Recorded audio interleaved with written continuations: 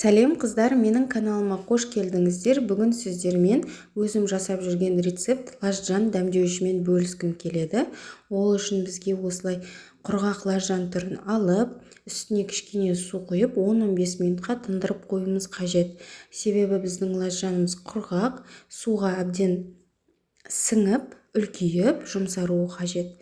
Енді 10-15 минут өткен соң біз бұған тұз саламыз.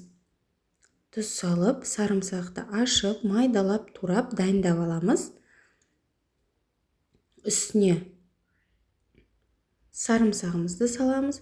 Содан соң табаға сұйық май құйып, жақсылап ысытып аламыз, қайнатып аламыз. Сарымсағымыздың үстінен салып, дәмдеуішіміздің беті толықтай сұйық майға жабылу қажет. Осылай бір келтетіп араластырып аламыз. Араласқан соң ыдысымызға салып, тоңазытқышта сақтауға болады. Ас болсын.